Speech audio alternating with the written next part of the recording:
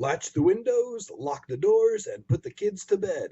It's time for another episode of Tales from the Garage! Hey guys, thought I would do another video, or attempt anyway. I don't know if this computer is going to process it or erase it again as soon as I hit stop record. If you may remember, several days ago, I got flies in here.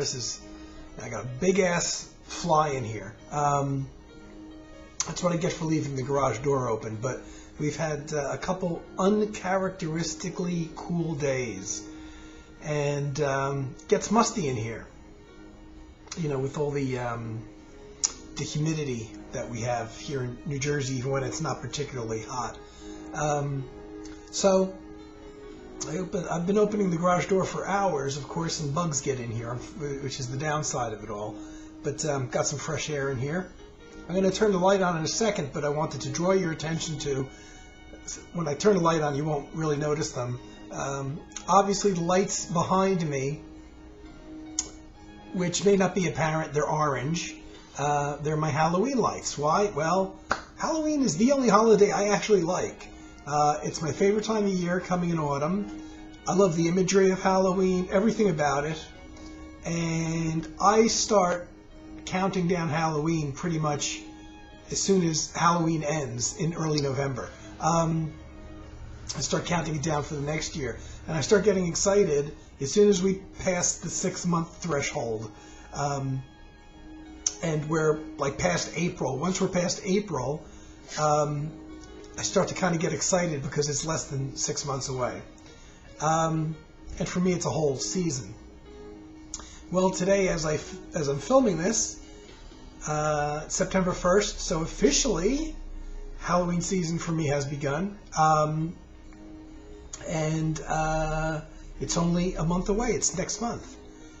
And already I've gotten a couple advertisement emails for Halloween stuff, which always thrills me. And that fly keeps on passing right by my ear.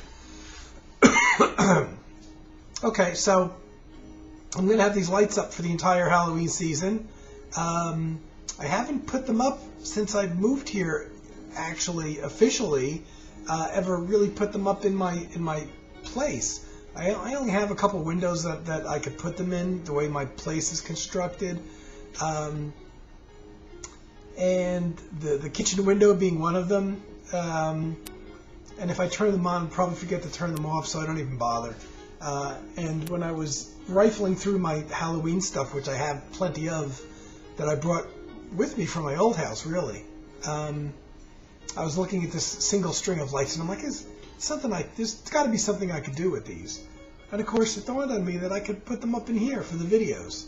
And I won't be the only person to appreciate them. Though I will say, they do lend a nice atmosphere in here. And I actually put these up a day or two ago. And whenever I come out here, I have put them on. And they're great for atmosphere, leaving just these on. I wish it was just a slight bit brighter in here. But if I were going to, I have basically 2 recording setups. I can record on this computer, and I do sometimes things like the drums or instruments that I can't carry out here so much. Or carry out here, I mean carry into my main recording space, which is the bedroom, which is really too small for the whole big drums. And the drums are heavy anyway. So I could record drum parts out here, but I have not yet been able to figure out how to take the multi-tracks from the audio from the multi-tracks and bring them into my other computer. You know, you think it would be easy, but it's not just like a stereo thing. You know, you could have 16 tracks of audio. And I don't understand how, because I've attempted to do it, and I get, because when you record these audio files, you save the files, blah blah blah. It's saved on the computer, and I put a copy in a portable hard drive, brought it out to my other computer to add to it, and when I attempted to import those files into my music writing software, I got all the settings and everything and the tracks that I named, but I didn't get the actual audio. There's no audio there. It's just an empty file with all the ID, with the name of the file, the name of the track. I could see there's 8 or 10 tracks, however many tracks I made. But unfortunately, no actual audio. So for some reason, I can't carry the audio from one computer to the other.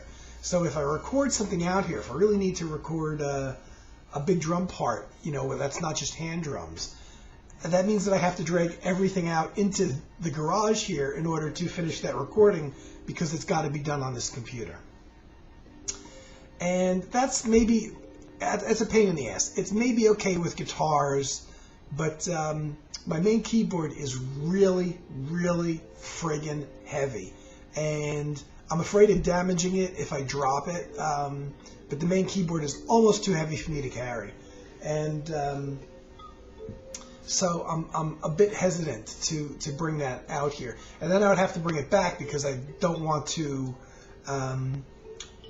I don't want to expose it to the cold weather. I had it out here for 4 years in the wintertime before it dawned on me that the cold winters, which get down to about 0 on occasion, could potentially do damage. So last winter I brought the keyboard into my main living space, which obviously has heat, and I've kept it there since. And it's handy. It's actually easier to work with it there. But as a result, now my recording layout is all over the place. And the big drums, I can bring like a snare drum into to my bedroom and record with it there, because that's the main setup. But the other, the mounted toms and all that stuff, they're too heavy. Too heavy and too physically large to take up the little bit of space that I have. So, a few days ago I recorded a video talking about some of my own past history. I'm gonna turn the light on now. Okay. And you see, you really can't tell so much the Halloween lights. And that's Buddy Rich playing drums, of course, up there, because I'm still been listening to Buddy Rich amongst some other things. And a couple days ago, I recorded about a 40-minute video of me talking about life and my past town where I used to live and the people in that town and all that kind of stuff. And the video didn't come out, and it was a long, detailed 40-minute video with no fat on it. I didn't do a 10-minute introduction like I'm doing here. So in order to recreate that and to redo that, I would either have to leave out a lot of stuff or do another 40-minute video, which may not save. And I just haven't had the energy to go back all through that old history. And it might be confusing to people because there's about a half a dozen people involved that I was talking about, old neighbors and that kind of thing. And I don't know if people could really keep track of who's who, and they would even know who I was talking about after 25 minutes. Who's this guy again? So I don't know if I'm going to do that or not. That's up in the air, and I can't think of a way too much of trimming it without leaving out the whole flavor and background of the story. So I'm gonna still listening to a lot of Buddy Rich, still listening to summertime stuff and the music from Ancient Greece, which is a big summer album for me. And I've had my Jan Hammer thing, which lasted a couple days, 2 or 3 days, which I showed those last time. So this time I'm just going to go back and pull out the vinyl. I do have the camera mounted back. Again, it's a different locale. I have it mounted back on top of the monitor. This may be a better angle. I'm not 100% sure. But I'm just going to go pick up some vinyl and talk about it. Let's go over here. I can actually, okay. Wow, well, it's going to be, I'm going to pull out an ECM recording if I pull out more than 2. The very first one, bought it brand new at Discomat again. Discomat, which was a great chain. This is before the CD era. I think they went out of business before the CD era came along. It was a New York, New Jersey only chain. And here's an album. The first album by this artist I bought, and one of my favorite albums of his. Eberhard Weber's Colors, the very first Eberhard Weber, Little Movements. Now this is strange because prior to buying this, every single ECM album that I bought had a connection to a prior ECM album. I bought Bar Phillips's 3-Day Moon, and well, Jesus Christ, that's a big ass fly. I got to get that door open and get him the hell out of here. Prior to picking this up, every ECM album I bought led into another ECM album. So I bought Bar Phillips's 3-Day Moon, which led me to listen to Terje Reptil, which led me to a Terje Reptil album. And the Terje Reptil album had Jack DeJohnette as the drummer on it. This led me to Jack DeJohnette. And then Jack DeJohnette led me, well, actually the next, let me see, another Bar Phillips album, Mountainscapes, that I then bought, which introduced me to John Sermon, who played on that album, and John Abercrombie, who did a guest spot on that album. And so knowing John Abercrombie and Jack DeJohnette from my prior purchases, I then went out and got Gateway 2 and solo albums by both John Abercrombie and Jack DeJohnette. So all of the ECM artists that I bought really tied into that very first Bar Phillips album that I bought. Now, at the time, and I've showed these and spoken about before, all of these albums came with catalogs. They're not complete catalogs, but they were the in print in America at the time. Probably with the more recent stuff, or their releases over the last couple of years. 4 pages on all of these. They show the album, the musicians who play on it, and the instrumentation. So what instruments are on there? Which was absolutely brilliant to this day because, oh, actually, this is 6 pages. Look at that.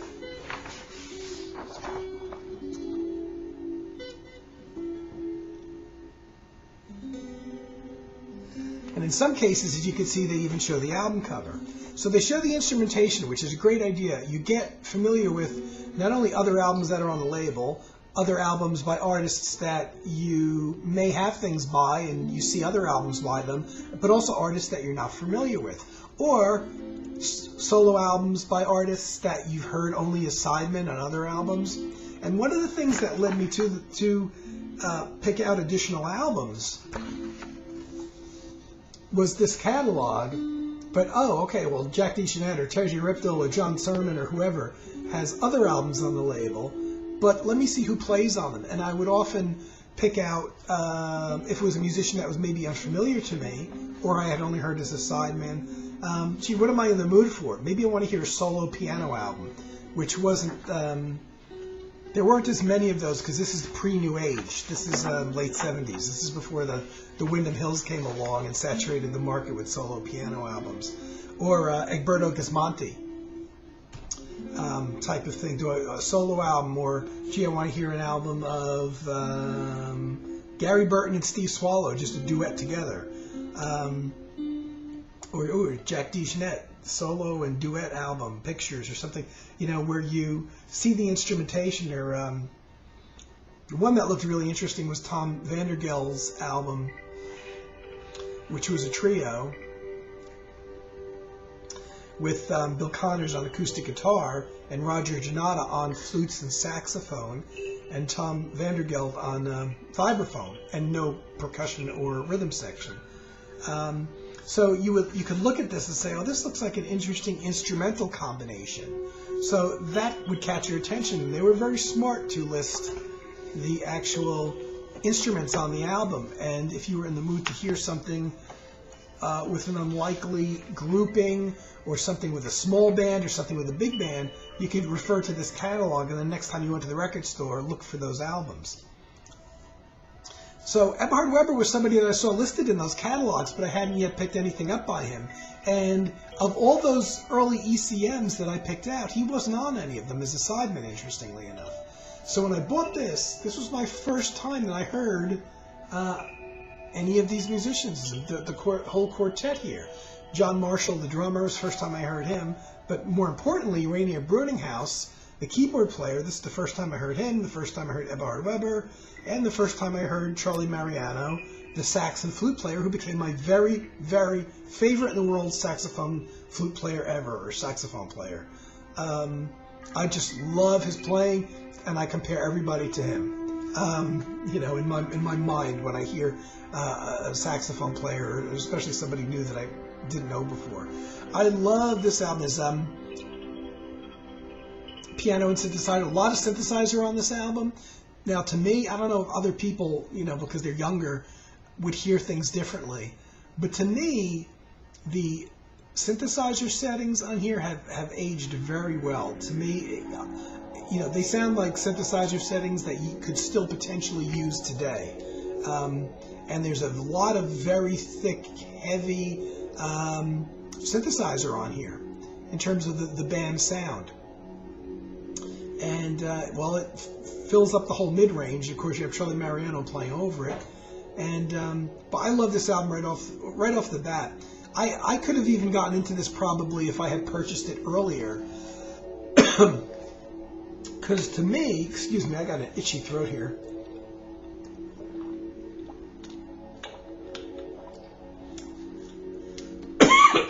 That didn't help much. To me, this would be one of those albums that I could have gotten into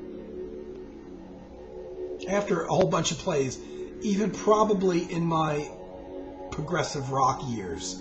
At least the later end, when I was a bit open to more stuff. A bit more detailed than progressive rock, or a lot of it, I'd say. At least the stuff I'd like. But it has themes that you can follow, and the solos don't go on forever. The solos are the length that they need to be. They don't wear out their welcome. Fantastic album. Just fantastic album. So this is something that I could have probably picked up a year or two earlier than I did, and still been heavily into it. And to this day, I see a lot of people think that this is of the 3 Eberhard Weber Colors albums. That's his group that he had at the time. This was the last one, actually.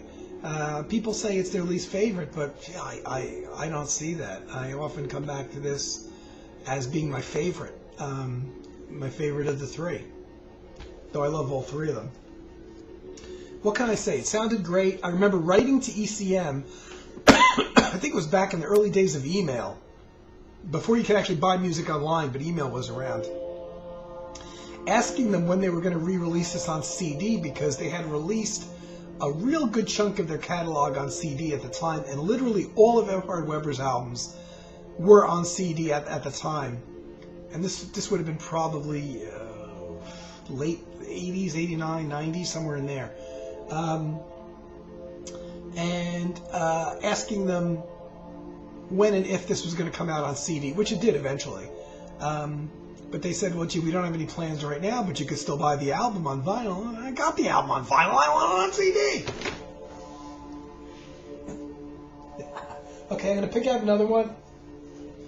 But I went a bit close to the section that I just pulled out. So I'm going to... Ooh, it's not an ECM. However, this guy has recorded for ECM. And another first. We have a theme going. The first album I bought by John Hassel. And I bought this as a new release. Possible Musics with Brian Eno. What do they call this? Fourth World Music Volume 1. I remember buying this.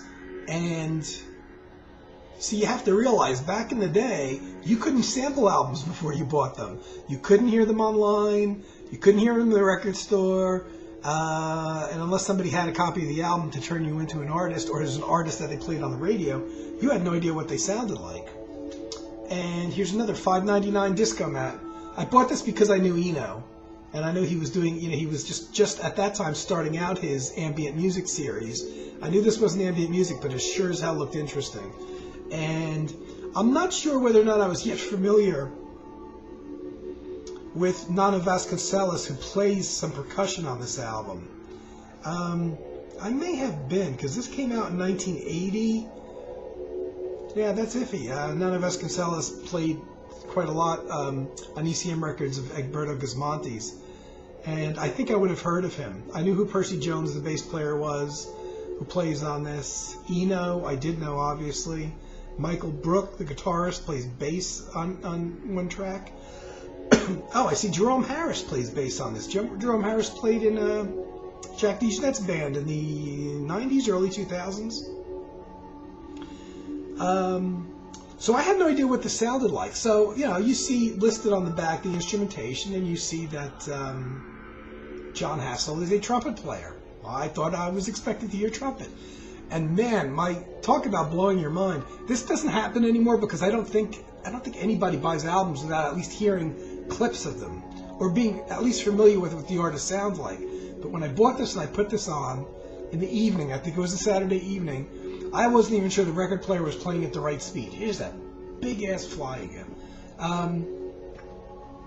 And I had to check the turntable to make sure it was playing at the right speed. Incredibly weird. And it's one of the few times I've actually been a little bit spooked out by music, actually. And that was the first side. The second side is really friggin' weird. The second side is one long track. It sounds like it's trumpet to me. The first thing I thought of, it sounds like a bunch of African pygmies singing in hell. That's kind of like the first thing, but processed through some kind of sound processor. So the second side is a 21-minute and 24-second piece that, if anything, is even weirder than the stuff on side one. And it's like, wow, this is nightmare music. Imagine, if you haven't heard this, you should go online and check it out. Kind of like, I have to wonder if Steve Roach's Dreamtime Return was inspired by this, because that came a few years after this. Certainly imagine if Steve Roach's Dreamtime Return was much weirder, and you kind of get the vibe. But I love this. This is still to this day my favorite Jon Hassell album. And John's gone on to record quite a bit. He's even recorded a couple for ECM over the years. I think he did one in the 80s for ECM and then didn't record for years, and then recent years has done a couple. I have one of his more recent ones in ECM. Similar vein, but not quite as weird, or maybe after experiencing the shock of hearing how weird this all sounds when you're not familiar with the way he processes his trumpet through electronics to make it sound like African pygmies. I don't know how else to describe it. It just sounds like something from another continent, but one that's still not modern, without electricity and with all kinds of superstitions and ancient rituals and that kind of thing.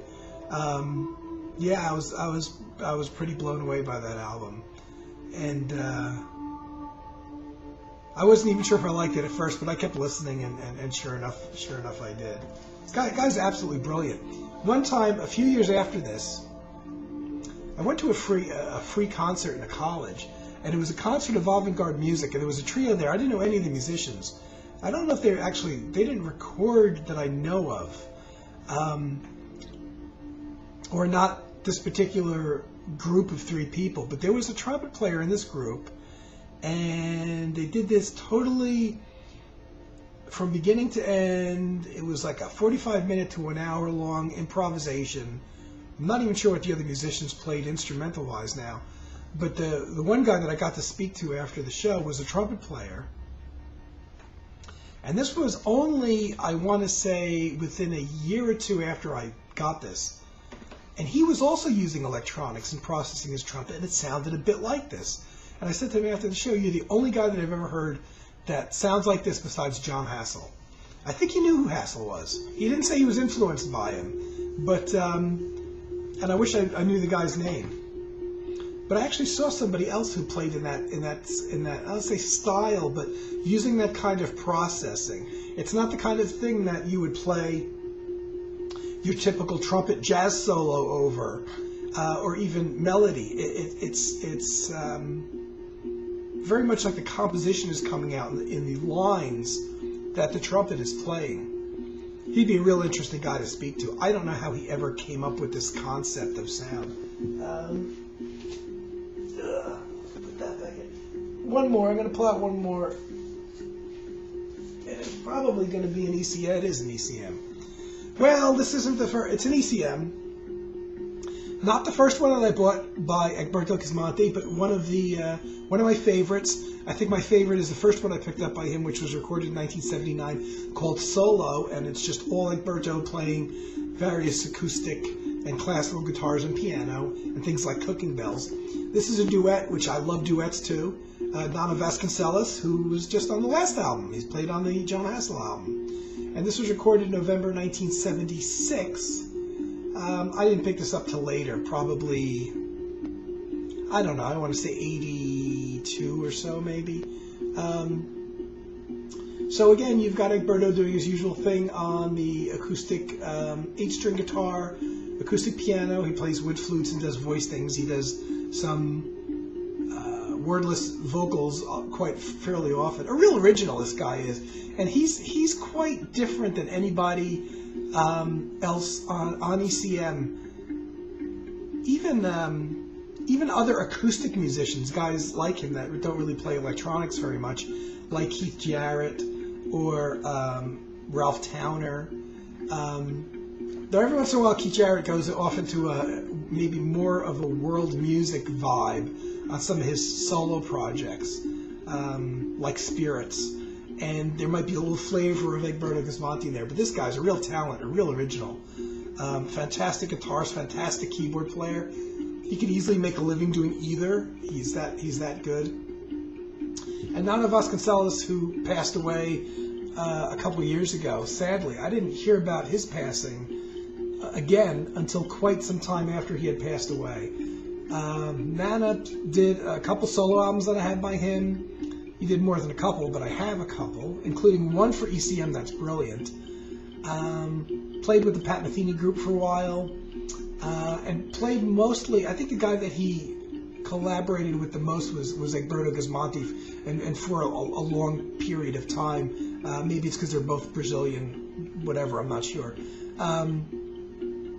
But his percussion, and you always know his voice. He would often do wordless vocal chants or whatever, sometimes just use the voice as an effect on the albums, and you can always pick it out even amongst all the crap that's going on in the Pat Metheny group albums with all the synthesizers sometimes and electric guitars eating up all the space. You can even hear his voice once in a while. Yeah, Nana Vasconcelos, just a real original. He's the first guy to play the berimbau, which is a weird little stringed percussion instrument that looks like a hunting bow. I never heard anybody play it before, and he's the guy that uses it the most. It's one of his main instruments in his arsenal. And again, his voice does the thing. He also played in a trio, Cadona, of which he was the Na of Cadona, the N.A., Nana Vasconcelos, which is him on the bottom, of course. And he played with the late great Colin Walcott and the late great Don Cherry. Don Cherry was my favorite trumpet player. And when Colin Walcott passed away, Cadona essentially broke up, even though Don Cherry was still initially around at that point, and Nana Vasconcelos. And I thought, when Oregon continued, the most obvious thing to do would be to get Nana Vasconcelos to be the percussionist. And to this day, I stick by that because I still think that would have been a brilliant choice, even though he didn't play things like sitar like Colin Walcott did. It would have been great to have one of the surviving members from Colin Walcott's other group, besides Oregon, now that group had broken up because of Colin Walcott's passing. It would have been brilliant to take that percussionist and have him fit Colin Walcott. It would have been natural to me. And I don't know if they didn't go that route, they didn't think of it, or they may have asked him and he declined because they never mentioned it. But then again, the guys in Oregon never did mention anybody that they may have asked to join the band that declined. And maybe, if you're smart, you would not decline to join Oregon anyway. But this is this is a really good album, by the way. You know, pretty sure there's overdubbing involved and stuff. I have to pull out my CD. I haven't listened to this for a while. This is definitely one of my top shelf favorite Egberto Gismonti albums, even though I have others that I slightly prefer because I like him in the solo context. Brilliant. Another brilliant musician. Actually, to me, all three of these guys, Eberhard Weber, John Hassel, Egberto Gismonti, are not quite like anybody else in terms of their writing and their records and the way that they sound and in general, their musical direction. It's just a little bit different than everybody else, even the other people that are in their same sphere. Gee, I want to hear these now, which always happens. Okay, so I've gone on for over a half hour. I don't know if this video is going to process, so I'm really taking a big risk here again. But I hope everybody's doing well, and hopefully, for those of you who are working, though this is the weekend I'm recording this, most of my friends don't work normal kind of jobs anyway. So hopefully everything's going well in your lives. And I'll be back yapping all too soon. Okay, guys? And that's it. I'll be back. Take care. Tune in next time for more Tales from the Garage.